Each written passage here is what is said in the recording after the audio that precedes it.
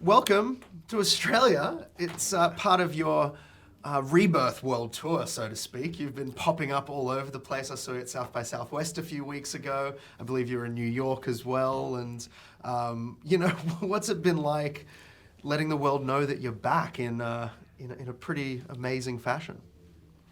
Have you been following me? Not in New York, only at South by. Okay, good. I don't have to worry. Yeah, you're a sneaky one. It's been wonderful to be back. It's been wonderful to go on these press junkets to talk more about Better Call Saul and the character of Gustavo Fring and how I ended up in this very wonderful position. It seems like others knew that you were going to be back in this position before you even agreed to be in the position.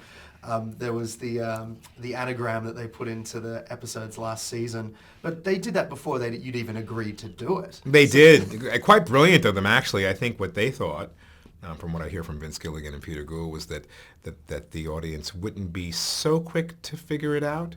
They're very well aware that their audiences are very, very smart, but I think they weren't expecting them to figure it out in an instant. And it seems like pretty much as soon as the last episode ended, someone had posted on Twitter that they'd worked it out. Completely figured it out. I got a text from my eldest daughter saying, "Have you seen this?" And I was very uncomfortable when I saw it.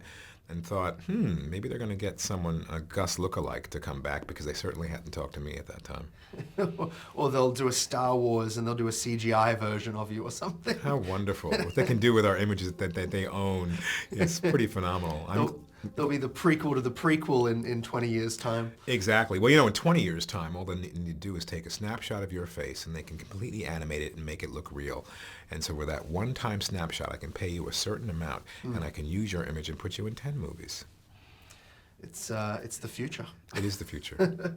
Not that it's a particularly good one, but an innovative one at the very least. We know we're in a world where technology rules. It's really pretty amazing that we can see the films that we see. It's amazing that we're in the golden age of television right now.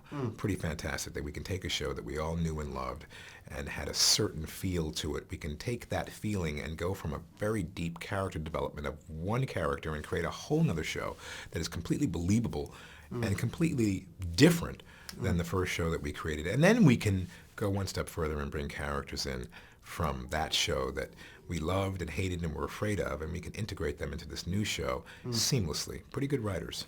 And was that really what it took to get you back on the show, that knowing that your character was going to be given the justice he deserved? Well, that was never promised. It was always a desire.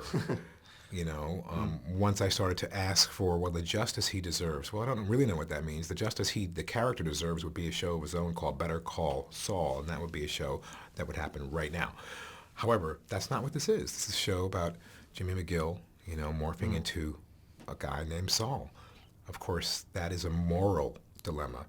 I love what these writers do because they create real characters with moral dilemmas that are actually quite plausible.